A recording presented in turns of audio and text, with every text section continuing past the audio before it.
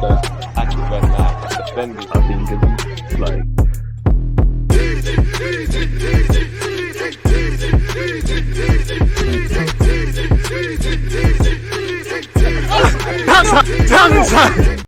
And breathe, Arsenal fans. Arsenal 2, Wolves 1. The most important thing is we got the 3 points. We start December in the same place we left November with winning. You know, Saturday marks a week of 3 games. We beat Brentford. We've obviously beat Lens in dramatic fashion midweek, and obviously we've defeated Wolves. Now, give credit to Wolves because in a nice way, you never saw obviously Pedro Neto and all the guys they're missing. They're quality players. They probably would have made the difference. And another day, it might have been a closer game. I think you have to give testament to Wolves and them and their coaching staff and the players that went out there. I think they were comfortable in possession. I think they weren't scared of us. I think they gave as good as they got. And another day, they might get something more from this. And we might have been made to pay from not killing this game and really wrapping it up at half time. Now, I love the new mentalities that's developed. I love the fact that, you know, we got 80 odd last season. We've got 20 odd goals this year and counting. I love the fact that the defensive metrics show that we've improved and we've come a tenfold.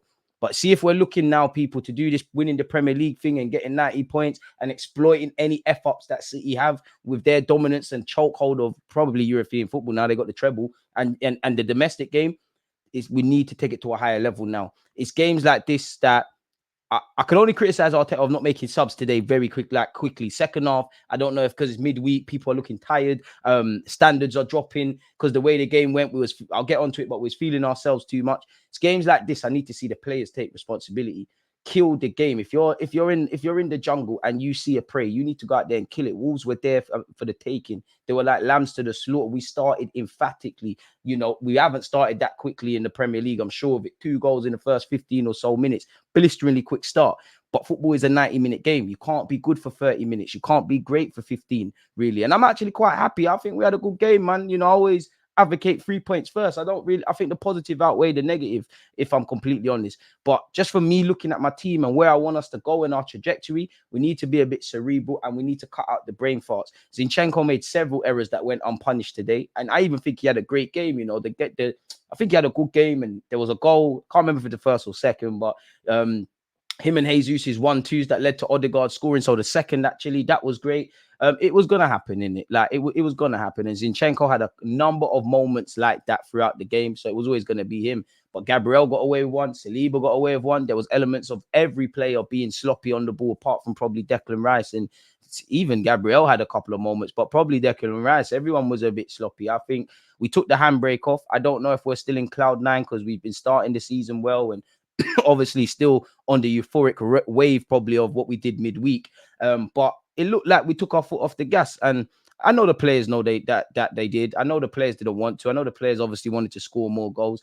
But football's decided in both boxes. Now, clearly, because we got the 3 points, we was more effective and efficient in both boxes today. But sometimes, you know, the same performance could have happened in the second half and we might not have had any complaints. I did like I said, we started with intensity, was pressing high. You know, we was transitioning from defense to attack very quickly. Every attacker was up for it. Odegaard was wavy today. Tomiyasu had a great game. Only bad thing I can say with Tomiyasu is we hope his potential injury is nothing serious. You know what? Got another assist. It's been a great week on that front with him. But Bukayo Saka fancied it today. The only thing I could criticize Saka for is, like I said, collectively, I think everybody, and I actually absolved Raya from this because Raya even saved Saliba and Zinchenko. Everybody's standards dropped. And I knew it was a mad game when Saka was greedy. Saka's a church boy. I know you know that the Lord says you shouldn't be greedy. You know, Trossard should have finished his dinner initially. You know you shouldn't have passed it to Eddie Nketiah. Or maybe you don't rate Eddie like that. But Saka knows he should have squared that. But I think that sums up things, you know.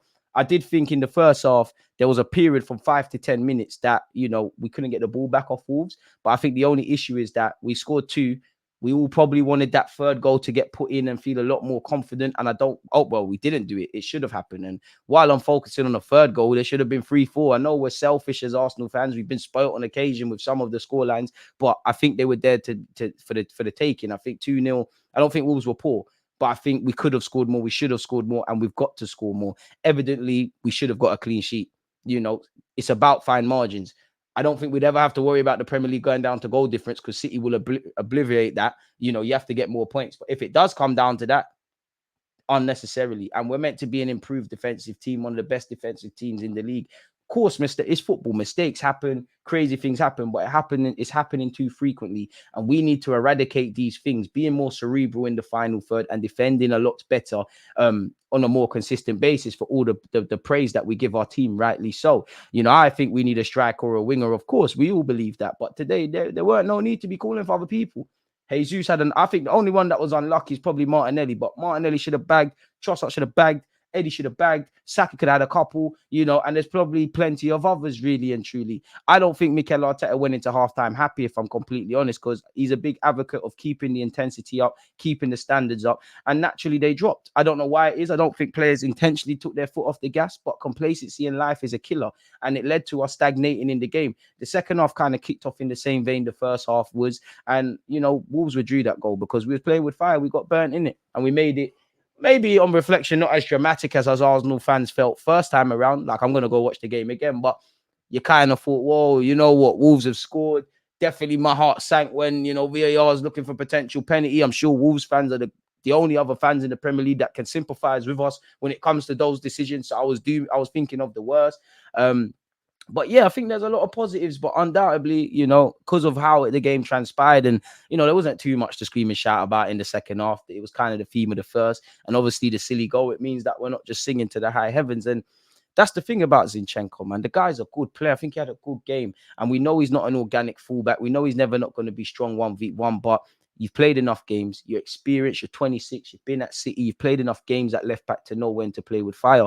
I love Zinchenko, but I think he's too smart for his own good sometimes. And I'd do the same if I had his talent ID, talent ID, his football IQ, sorry, and his technical level. I would probably do these things as well. But sometimes just put your foot through it, just do the basics, not every time do a madness. And he's due that because there was a couple of occasions. He's not alone, but he was a frequent offender for such. And that's the things that are going to let you down with Zinchenko, really. So to a degree, we have to accept players for what they are. I think Saka, Odegaard, it was a good game, man, apart from the obvious that I've been talking about. But Saka, Tomiyasu, and Odegaard, big up Declan Rice as well. Those three that I said first, and those four, if you include Declan Rice, they were the ones I thought that were a class above everybody else and were very good. I think Raya didn't have much to do, but he was equal to everything that he had to do, and he saved his teammates on a couple of occasions. But ultimately, we should have scored more. I think fans would probably allow Zinchenko a lot if there was a lot more daylight between the two sides, and we've got to learn. Because on another day, a team goes in at 2-0. As we know, 2-0 is a dangerous scoreline. Another team goes in at halftime at 2-0, gets a goal quickly, and then it's nervy settings at the Emirates. So the main thing is that we got the 3 points and we dissect the performance. But sometimes these things will go against you. We need to chase the element of the illusion, better yet, of being perfect over 90 minutes. We need to develop that element of being cerebral and just being a bit more street smart.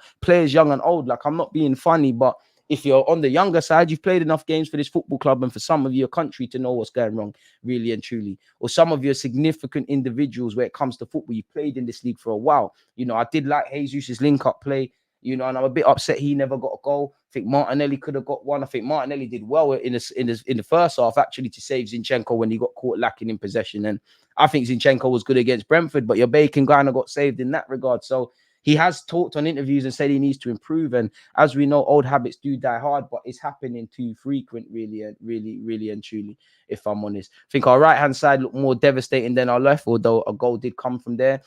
I don't advocate scapegoating. As I said, it's not all just about Zinchenko, but I think Eddie Nketiah, let's be honest, he was a disaster off the bench. I think you could have bagged, but I don't think you came off the bench with any fire in your tummy, with any intensity. You look like you've been playing. You look like you've played 2 90-minute games before this game, really, if I'm honest with you. I was impressed with the first 23 minutes. I think, there was a lot of intensity. At a point, 23 minutes in, we had 11 touches in the up box. Wolves had none. It's a cold day in North London, and we started like a house on fire, really. We was playing with intensity. We was pressing well. We was transitioning from defense to attack very well. As you keep hearing me say, intensity, because I think you need that in the Premier League. Unheard of that we're fast starters. So there was a lot of positives, really and truly. And I also think Wolves weren't terrible, man. I think Wolves deserved their flowers based on that game, if I'm completely honest with you. But on another day, we could have drawn that game and been crying about dropping 2 points because of our inability to convert chances and be switched on defensively. Football's decided in both ends. And ultimately, we were better than Wolves on occasion today. But whether we've won, lost, or drawn games, we've seen us as fans, when we look away emotionally, talk about this really and truly. I don't think today was a problem with, I wouldn't, well, it was a bit of a low block, but it weren't a problem of breaking down low blocks from an attacking sense. We're just not putting the ball in the back of the net today. And defensively, it was coming. And I'm sure the players said it to themselves, really. I think the biggest issue, the only issue I have today is complacency. Complacency is a killer and it's infectious. And I think every player, was infected by that. And I do think, like I said at the start, the only thing I would ask of Mikel Arteta, and again, the manager seeing it differently, you know more about football than me. Sometimes you can make substitutions and it can harm you. But I think the subs, you could see people were tired, and we was losing a bit of legs and intensity. You add into that mixture of complacency. I think the writing was on the wall that we might concede, if I'm honest with you. And we didn't have to concede today, really. But as I always say, 3 points first, dissect the performance later. And fortunately, we've kicked off December in a great way, where we've obviously got 3 points. We've got some difficult tests. I know we've got to play West Ham, Liverpool, Brighton, Aston Villa, and we can't even look past Luton. So we take the good from today. We take the evident areas of improvement. We try and do better against Luton, and we try and make sure that on a week, on Saturday, Sunday, whenever it is, we have similar to today, that we get 3 points. But lovely way to start the month. It's a testing year, Let's finish it well, really and truly. So yeah, man, appreciate you listening to my reaction. Don't forget to turn on your notification bells. Let me know your player ratings, your opinions on the game, how you felt. Smash the like button, leave a comment either in the live stream when this video premieres or also in the comment section after. You lot will see me frequently in the comment section. I'd love to hear you lot's comments, man. Football is a subjective game. What I think is good, you lot might think is bad, and nobody's right or wrong, really. So yeah, one love for listening to my reaction. Appreciative to you lot tuned in. I'll see you lot for reactions and all these other stuff. Make sure your notification bells are on. Big up to you lot who are watching this in relation to also being on my watch along. On Tuesday we'll go live again an hour before kickoff. You lot stay blessed, stay safe. God bless you all. New month, new blessings. I'm out. There's always just that active red line defending. I think it's like